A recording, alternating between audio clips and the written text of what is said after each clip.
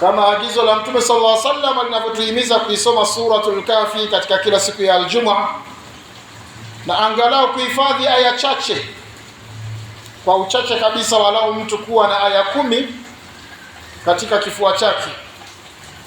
Bila shaka palikusudiwa kupata mazingatio yanayotokana na sura hii, na palipotajwa aya 10 ilikuwa ni kiashiria kwamba anayeweza kuhifadhi aya 10 basi kumbe anao uwezo wa kuhifadhi sura nzima, kwa sababu kilichomwezesha kuhifadhi hizo aya 10 kinaweza pia kumwezesha kuhifadhi sura nzima, lakini makusudi makubwa ni kupata yale mazingatio yaliyomo katika aya hizo. Tulikuwa na kisa cha Dhulqarnain, anatusimulia Allah subhanahu wa ta'ala. Wanakuuliza juu ya Dhulqarnain, sema nitakuhadithieni kwa ufupi ama kwa mukhtasari. Hakika sisi tumemmakinisha katika ardhi na tukampa kila aina ya njia zinazomwezesha kufanya lolote atakalolikusudia kulifanya. Huyu Dhulqarnaini akapewa nafasi ya kutembea na kuonesha safari 3. Safari ya kwanza ametembea mpaka katika upande wa magharibi, sehemu ambapo jua linachwea, katika sehemu ya matope au katika sehemu ya bahari au katika sehemu ya maji mengi, na pale akakuta watu. Kisha Mwenyezi Mungu akamwambia, unaweza kuamua wale watu walioko hapo kwa sababu ya ushirikina wanaofanya, unaweza kuwaadhibu ama unaweza kuwachukua watu wema ukawaacha. Lakini Dhulqarnaini akachagua kuwalingania kwanza, alafu wale watakaotii watapewa heshima na watasemeshwa kwa msemo wa huruma kabisa, lakini wale watakaoasi watapata adhabu kuanzia kwenye maisha haya ya dunia, kisha watarejeshwa kwa Allah subhanahu wa ta'ala kwa adhabu kubwa zaidi. Kisha akatoka hapo akapata safari ya pili, akaenda mpaka akafika katika upande wa mashariki, sehemu ambako jua linachomozea, na akawakuta watu ambao hawakustiriwa kutokana na jua hilo. Kisha Allah akasema, hiyo ndio habari tunayoweza kueleza kidogo kuhusu Dhulqarnaini, na tuna habari nyingi, lakini kana kwamba amekoma, lakini anaendelea kuhadithia kidogo. Allah subhanahu wa ta'ala anasema, kisha akafuata njia akaenda kwenye safari yake ya 3 Dhulqarnain, akafika katika sehemu ambayo pana milima miwili, na katika sehemu ya nyuma ya milima hii akakuta pia kuna watu, na watu wakamlalamikia Dhulqarnain juu ya watu ambao wako nyuma ya milima na wanaofanyia fujo na hawaambiliki. Kila wakijaribu kuzungumza nao hawaambiliki, wanafanya ufisadi, wanafanya uonevu, wanatumia ubabe wa kila namna. Wakaona njia pekee ambayo inaweza kutusaidia ni pengine kutengana nao kabisa. Sasa baada ya kumuona Dhulqarnaini kwa ule uwezo aliyokuwa nao, aliyokuwa amejaliwa na Allah subhanahu wa ta'ala, wakaisi tueleze kilio chetu, labda tunaweza tukapata msaada. Dhulqarnain akawasikiliza na wakaonyesha wako tayari kumlipa kwa gharama ambayo anaweza akawasaidia kuwawekea kizuizi baina yao na hawa wanaitwa Yaajuj na Maajuj. Dhulqarnain akawafahamisha kwamba kile ambacho Mwenyezi Mungu ameneemesha ni kikubwa zaidi kuliko kile ambacho nyinyi mnaweza kunilipa katika ujira, lakini mtanisaidia kitu kimoja.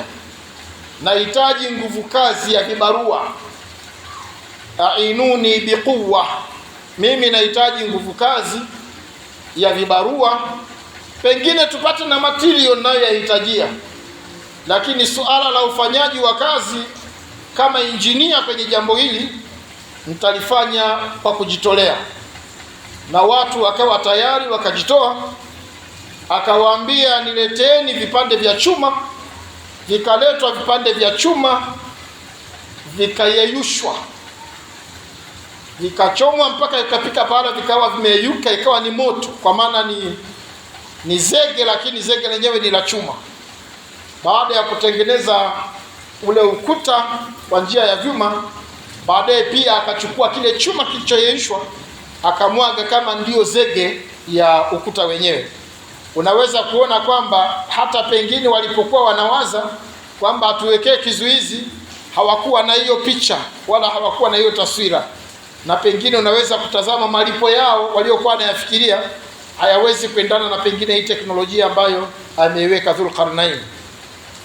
Kisha alipomaliza kufanya vile, Allah anasema famasta'u an yadharuhu wa mastata'u lahu naqba, hawakuweza tena wale ya Ajuj kupanda juu kuja katika ng'ambo ya pili kwa sababu ya urefu wa ule ukuta, lakini pia hawakuweza kutoboa kwa sababu ya ule uimara wa ule ukuta.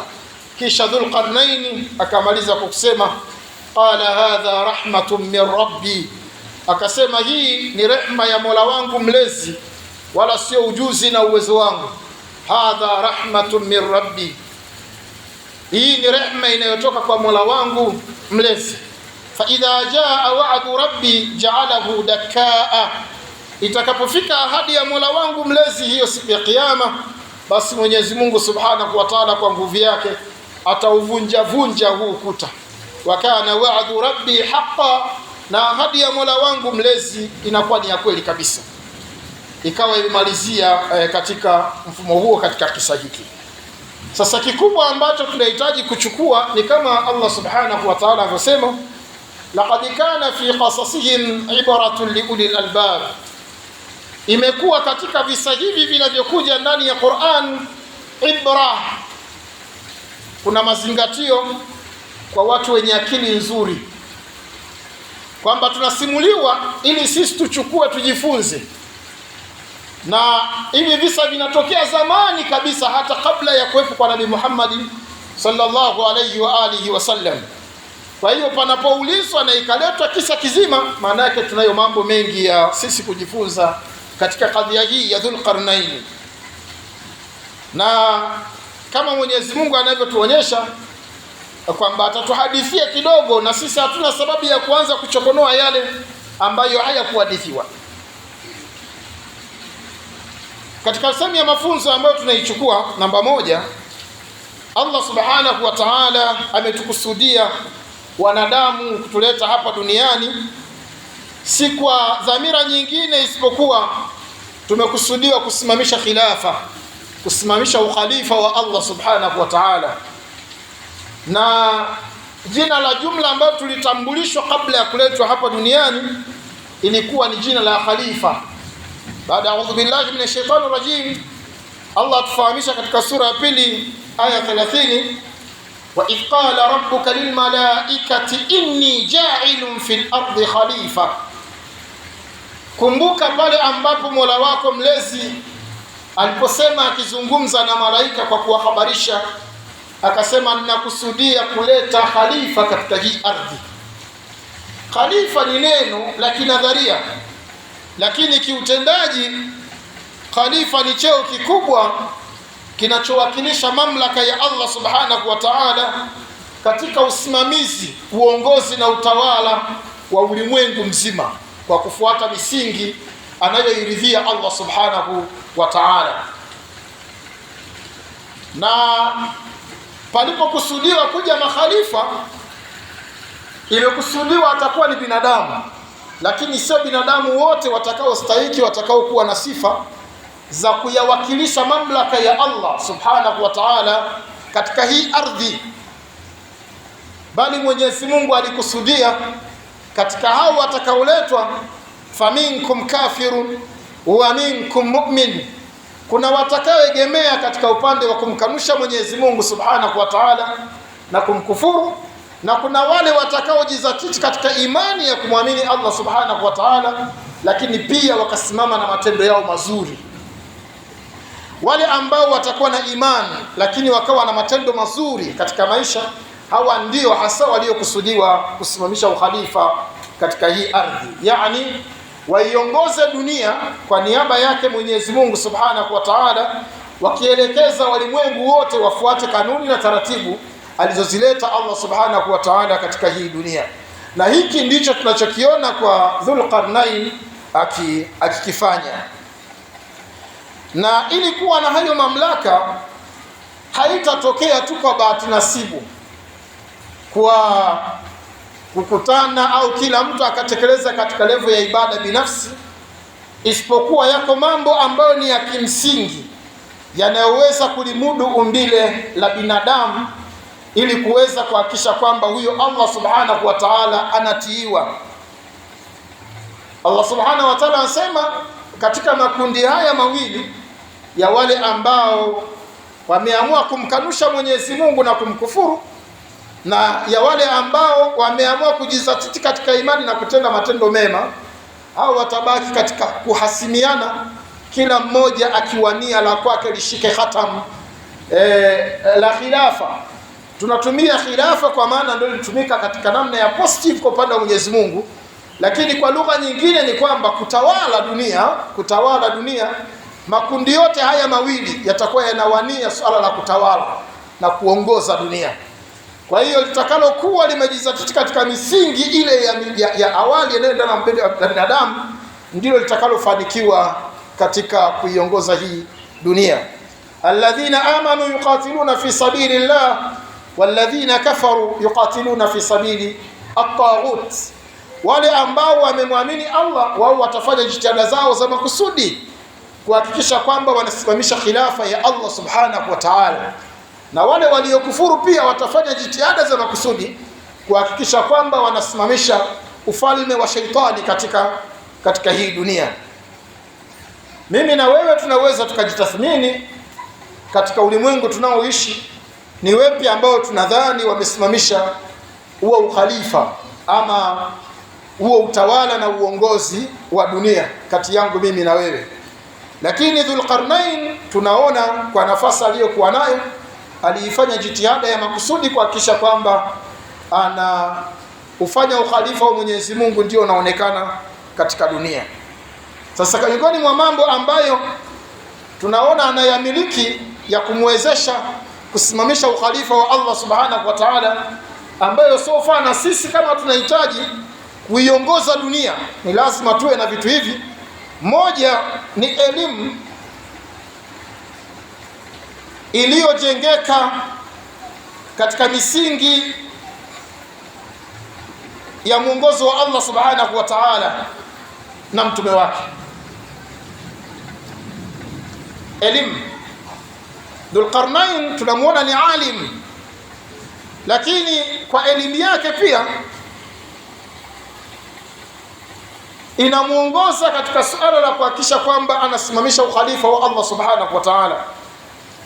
Katika nadharia ya ulimwengu tunayoishi, watu wanafanya jitihada sana za kusoma na kusomesha.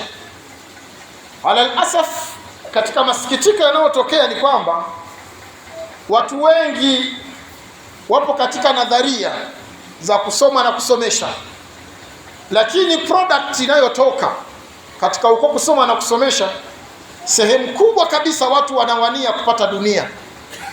Kwa sehemu kubwa ya wasomi wetu, wasomi tulio wengi, tunawania sana kutafuta maslahi ya dunia, na wala haituumizi sana kuwania kuona Mwenyezi Mungu subhanahu wa ta'ala anaabudiwa na kuhakikisha kwamba tunajenga hayo mazingira kupitia katika ile neema ya elimu ambayo Mwenyezi Mungu subhanahu wa ta'ala ametupa. Lakini tukifikiria hivyo, itakuwa ni muujiza kutokea tukauona ukhalifa wa Allah subhanahu wa ta'ala unasimama. Itakuwa ni muujiza, sio kitu cha kawaida. Lakini katika hali ya kawaida ya utendaji, ni lazima wasomi wanaosoma na kusomesha wote wawe na mrengo mmoja. Wazazi wanaponasihi watoto kuingia katika taaluma kusoma, marengo yao kiakili wawaze namna wanavyoweza kuleta msaada kufanya Uislamu utawale katika maisha ya dunia. Wale wanaosomesha kwa fani walizonazo kama walimu, nao wafikirie kwamba tunawaandaa watoto hawa au watu hawa ili waweze kutufikisha katika kuleta Uislamu uiongoze dunia. na wale wanaosomeshwa nao pia wawe na fikra hiyo hiyo. Zikikutana nguzo hizi tatu zote zikawa na fikra moja, hapa tunaweza tukayafikia malengo ambayo tunaona anayatekeleza Dhulqarnain. Na ndugu zangu katika imani, tunaweza tukajitafakari katika level ya wazazi, katika level ya wasomi, katika level wanaosomesha nguzo hizi tatu. Moja katika mambo ambayo yanaweza kuwa yanakwamisha Uislamu usiakisi maisha ya jamii ni kupitia katika mifumo hii ya taaluma. Kinadharia tunasema tunasomesha ili Uislamu ushike nafasi, lakini kiutendaji hatuoni kabisa kama nguzo hizi tatu zote zimeshikana kwa ajili ya kufanya Uislamu uyatawale maisha ya dunia. Mzazi akimnasihi mtoto atamwambia soma. Siku hizi kazi sio za bure. Anayesoma anapokuwa anashauriwa na mwalimu wake juu ya kuchagua kozi, anaambia chagua kozi hii ina hela nyingi. Na yule anayekwenda kusoma, kinachompeleka kusoma, anachagua kwenye kozi, anafikiria kozi ambayo inamletea ajira. Kwa hiyo utakuta watu wote watatu wanashirikiana kuitafuta dunia, lakini katika mazungumzo ya mdomoni wanakusudia kusimamisha ukhalifa. Huo ukhalifa huwezi kutokea kwa sababu hatuwezi kuwa mfano wa Dhulqarnain. Jambo la pili, mamlaka ya kisiasa yaliyobebwa na watu wenye utambuzi juu ya Allah subhanahu wa ta'ala. Hatuwezi kusimamisha khilafa kama hatuna mamlaka. Hatuwezi kuongoza dunia kama hatuna mamlaka. Na mamlaka yenyewe ni yale ambayo yatakuwa yamebebwa na misingi ya Allah subhanahu wa ta'ala. Utambuzi kwamba mtu huyu aliyesoma kwa malengo ya kusimamisha ukhalifa katika ardhi, mtu huyu ndiye anayepata nafasi katika maeneo ya kuendesha dunia, katika maeneo ya kisiasa. Bahati mbaya imetokea katika dunia tunayoishi, kwa kasumba ambazo zimeenezwa kwa namna moja au nyingine, kila mmoja amefika pale anasema fulani ameshaingia kwenye siasa, fulani ameshaingia kwenye asif, kama vile Waislamu katika maeneo yote ya siasa yanatakiwa yaachwe yachukuliwe na taghuti, wakati sehemu za siasa ndizo ambazo pia zinaongoza ulimwengu. Bahati mbaya tunaweza kujitokeza kama misingi ya kusoma huku katika elimu ilikuwa ni kuitafuta dunia. Inawezekana pia njia hiyo ikatumika, mtu akasema ninakwenda kwa ajili ya kuleta nafuu katika Uislamu, lakini bado akienda kule kama fikra yake ilikuwa ni kuitafuta dunia, akifika kule lazima pia atamezwa na dunia. Wa ala al-asaf, na kwa ubaya na masikitiko yaliyopo ni kwamba unakuta mfumo kwa sehemu kubwa wa kitaghuti ndio umeshika hizo nafasi, kiasi kwamba anapoingia mtu mmoja wawili wanakuwa hawana athari. Lakini kama watu wataingia wenye utambuzi mzuri, wanaweza kuwa ni asilimia ndogo sana, lakini wakaleta athari kwa kiasi kikubwa kabisa. Katika mabunge ya nyuma kidogo yamepita, pengine Waislamu walikuwa ni wachache, lakini kulikuwa na watu wanaothubutu, akitokea kusemea jambo, hata watu wakikusudia kuchangia kwa namna yoyote ile, wanaitazama kofia fulani inawasitisha kusema ya kwao. Sio kama Muislamu hivyo, lakini kwa sababu anaweza kusemea chochote kuhusu Uislamu, wakitaka kuchangia kitu ambacho ni kinyume na Uislamu, walikuwa wanaitazama kofia fulani, wanaichelea. Kwa hiyo wanasitisha hata yale ambayo waliyakusudia. Kwa hiyo ndugu zangu katika imani, pamoja na kutekeleza Uislamu wa kuswali na kufunga, lakini kinachoonesha ni kwamba lazima pia tufike pahala tuwe na mamlaka ambayo yanamruhusu mtu kung'ata. Yani unaweza kukataza na mtu akakatazika. Dhulqarnain anapewa mamlaka imma an tu'adhiba wa imma an tattakhidha fihim husna. Ndaye Dhulqarnain anapokea mamlaka, anasema tutawachukua wale ambao wamefanya vitendo vizuri baada ya kuelimisha, wakachukua utii, tutawazungumza nao kwa namna nzuri, kwa lugha nyepesi. Lakini wale watakao kanusha, tutawaadhibu ili warudi katika utii. Haya ni mamlaka ambayo huna namna ya kuyapata msikitini, isipokuwa ni katika jamii. Lakini namba 3 katika hayo mamlaka tunasema ni umiliki wa kila nyenzo zilizo ndani ya uwezo wa jamii husika. Kwa maana muwe na uwezo wa kuthibitisha kwamba nyinyi mnafaa kuwa ni viongozi katika jamii. Kila nyenzo ambayo inahitajika kwa jamii ione kabisa kwamba hao watu wanaweza kutufikisha pahala. Moja katika jambo ambalo katika historia ya Uislamu, ukiacha mbali na katika level za masahaba, uje tu katika karne zetu hizi, kuna watu wanaitwa Muslim Brotherhood wa Misri.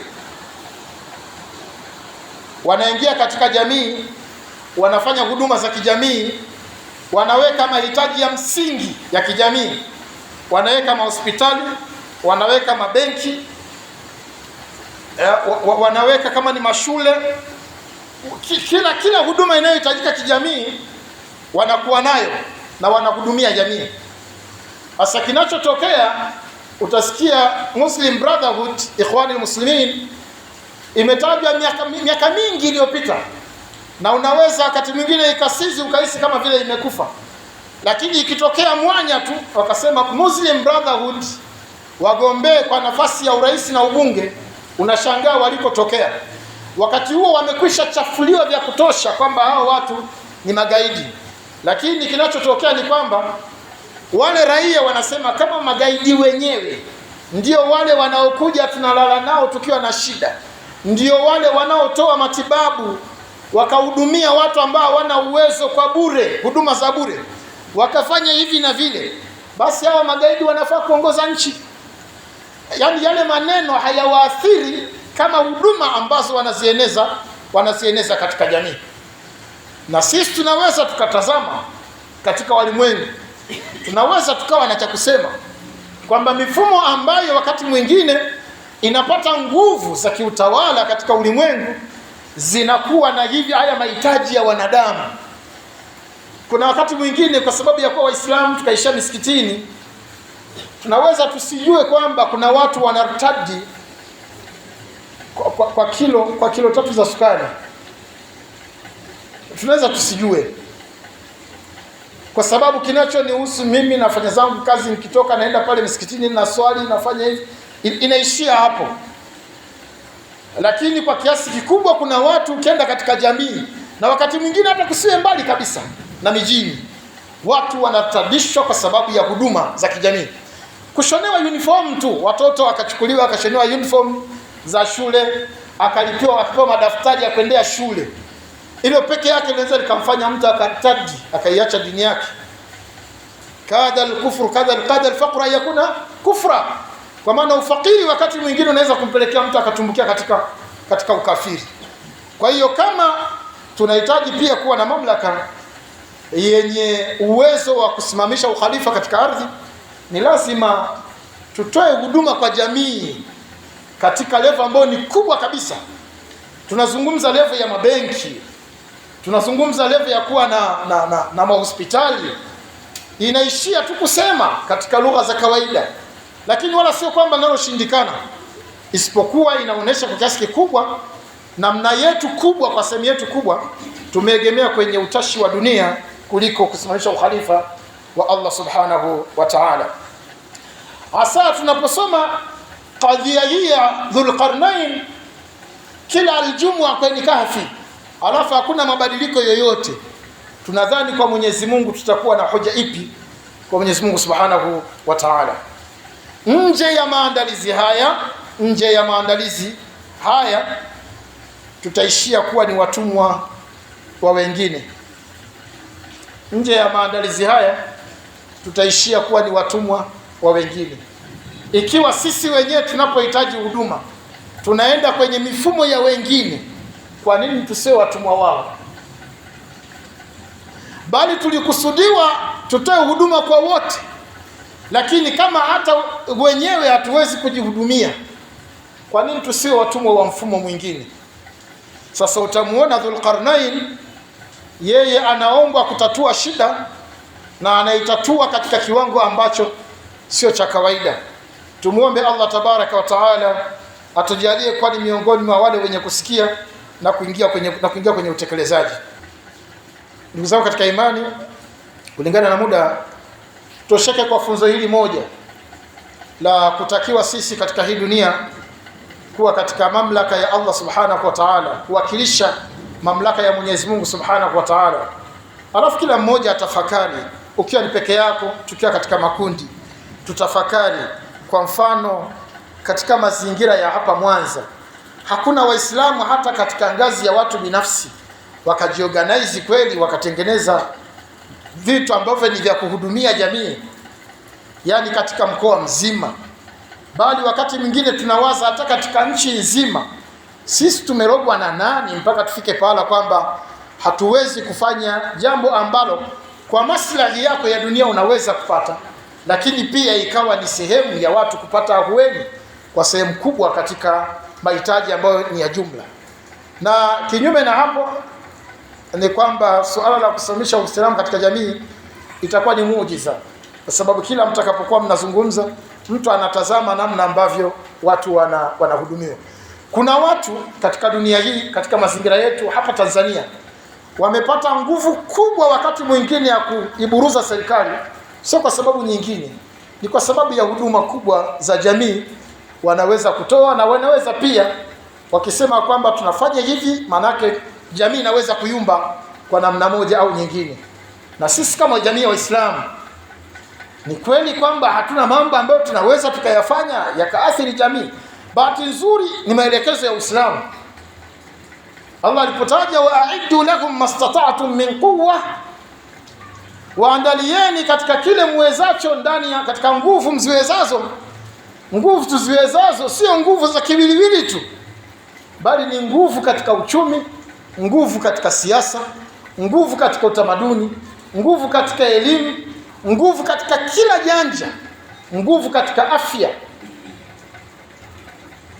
Lakini kwa sehemu kubwa, kila ukitazama jamii ya Waislamu karibu nchi nzima, nazungumzia kwa nchi ya Tanzania peke yake, unaweza ukahisi kama vile hizi aya wala hazipo, au pengine tunasoma lakini hatuna uwezo mkubwa wa kuzitafakari wala hatuzipitii kwa jicho pevu. Lakini ninachoamini, watu ambao ni Waislamu wanasali swala tano, wapo watu ambao Mwenyezi Mungu amewawezesha pengine katika kila watu kwa nyanja zao wanaweza kufanya mambo makubwa ambayo yanaweza kuleta huduma kwa jamii. Tumuombe Allah subhanahu wa ta'ala kupitia hutuba hii iwe ni asbabu ya kila mmoja kuwa na shauku ya kuona mabadiliko makubwa katika jamii, walau katika vituo vya afya.